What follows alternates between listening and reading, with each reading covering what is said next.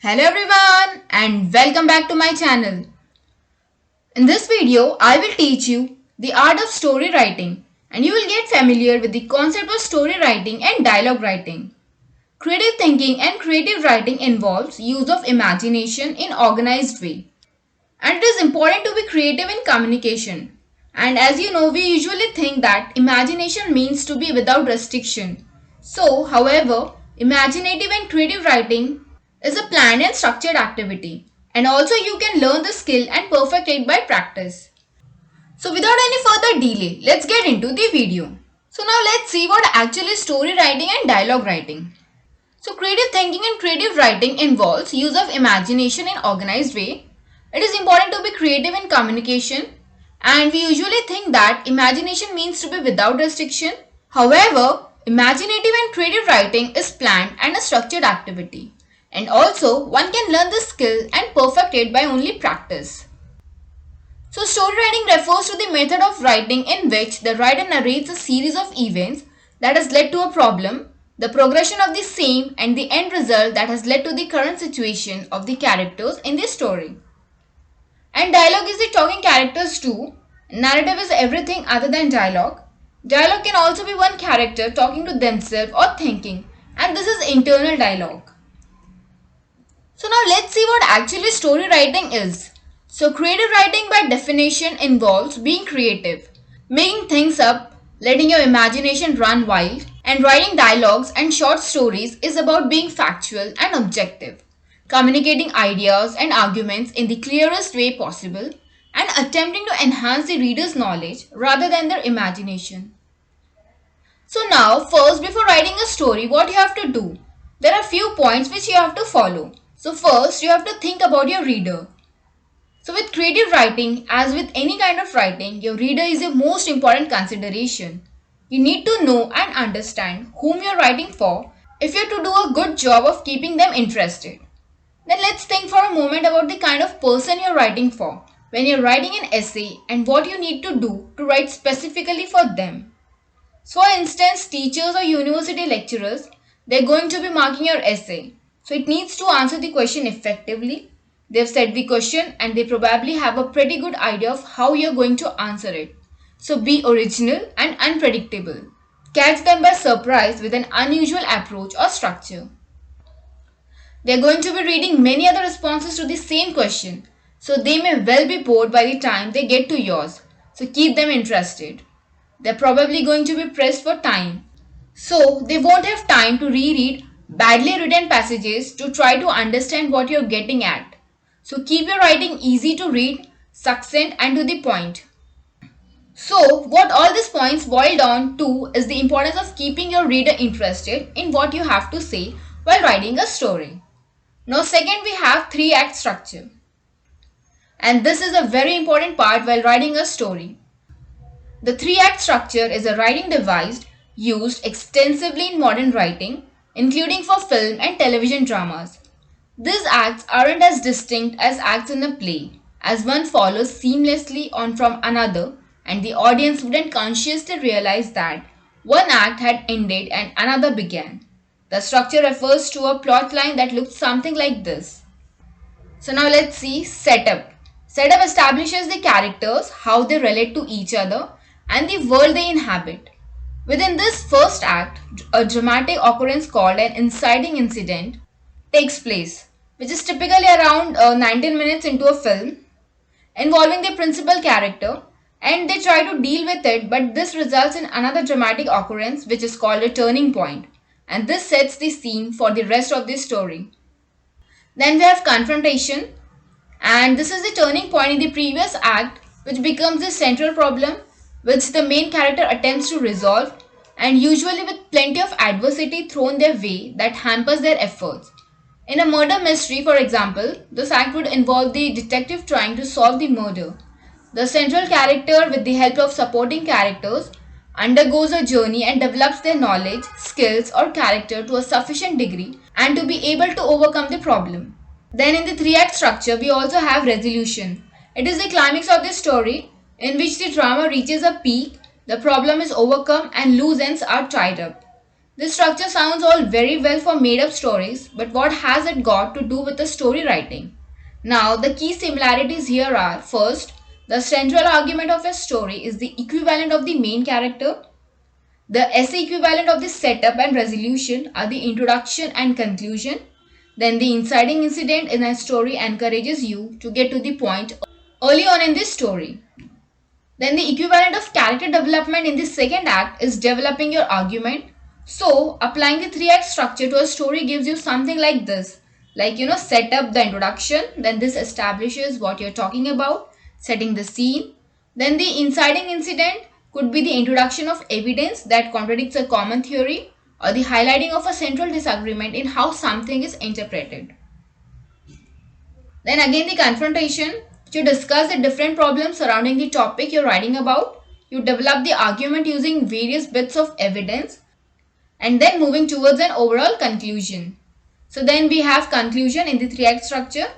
So you summarize and resolve the argument with your own opinion by coming down on one side or the other and having weighed up the evidence you have discussed. You could perhaps tie up loose ends by offering an alternative explanation for evidence that doesn't sit with your conclusion, and using this structure keeps you focused on the central point and stops you from waffling because everything you write is working towards resolving your argument. The use of the inciting incident in the first act encourages you to get to the point early on in your essay and thereby keeping the reader interested. The principles of good plot writing are centered around the connection between different events that show cause and effect.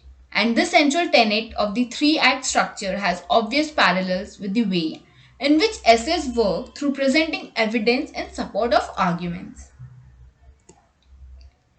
Then the third point we have is an attention grabbing opening. So the opening of the story should be attention grabbing, otherwise it gets bored at the beginning itself. So nobody is interested in listening to your story or reading to your story. So for example, a murder mystery novel might start with the murder and then establish the build-up in flashbacks. An oft-spouted piece of advice in creative writing is to use an attention-grabbing opening. One way of doing this is to start with the flashback, which could disrupt the chronology of events by transporting the reader directly back to the midst of the action, so that the story begins with maximum excitement. In a murder mystery, for instance, the writer might skip a slow build-up and instead use the murder itself to form the opening of the novel, and with the rest of the story, charting the efforts of the detective to uncover the perpetrator and perhaps telling the events prior to the murder in a series of flashbacks. Then fourth, you have extended metaphors. So creative writing often makes use of extended metaphors. For example, when Shakespeare wrote the passage in Romeo and Juliet referring to it is the east and Juliet is the sun, he was using an extended metaphor. So creative writing often makes use of extended metaphors. With this example in mind, it's time to revisit a point we made in the previous video if you have watched about writing more original essays, in which we argued that rather than battling on with trying to explain a complex concept in a straightforward way, it might be easier to use an analogy to convey the meaning by drawing comparisons which people find easier to understand. A metaphor is a kind of analogy, so the similarities with creative writing are strong here. And in a previous video, we used the example of radioactive decay. An analogy for this is the pressure with which water escapes from a hole in a bucket. It does so exponentially, just as radioactive substances decay exponentially. In both instances, the rate of a consumptive process depends on how much there is left of whatever is being depleted, which results in an exponential rate of decay. And this concept is so much easier to explain using the analogy of water flowing from a hole in a bucket, as you give your reader something familiar to visualize in order to explain a concept with which they are unfamiliar. Then fifth point we have is interesting details about setting and location. So you should give an interesting details about the setting and location of your story or whatever you're writing. So another way of keeping your reader interested is to bring your essay to life with details about setting and location, just as creative writers do. And essays can become quite dry if you focus solely on the academic problems, but you can make them more interesting by peppering them with details. And this may not work quite so well for a scientific essay, but it's certainly relevant for some humanities subject, in particular English literature, history, and archaeology. So, for example, an essay about the Roman Emperor Augustus could mention that he lived a famously modest lifestyle, quoting details from Roman writers and archaeological evidence that supports this. Suetonius mentions his low bed, and which is interesting because of what it says about accepted standards of Roman beds and coarse bread and cheese diet, and the relatively small and non-lavish remains of his house on the Palatine Hill in Rome back up the idea of his having lived a modest life.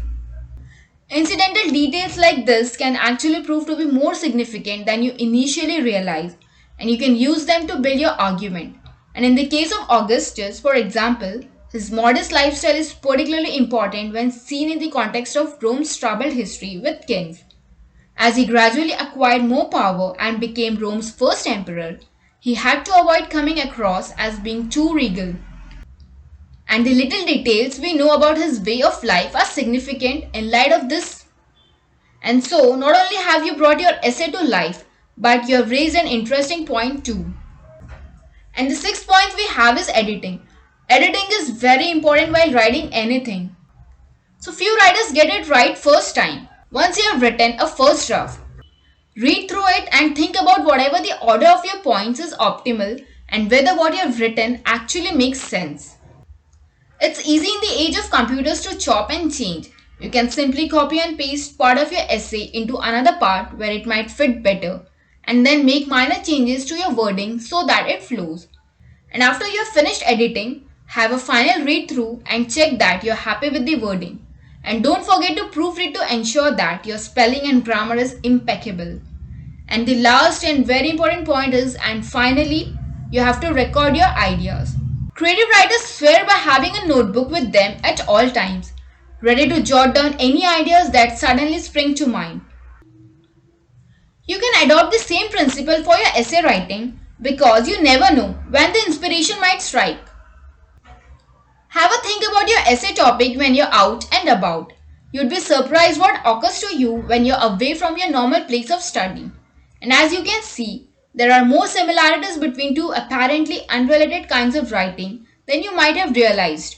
And it is, of course, possible to go too far with the creative writing ideas when you're essay writing. So literary devices aren't always appropriate, and your story still needs to retain objectivity and conform to the more formal conventions of academic writing.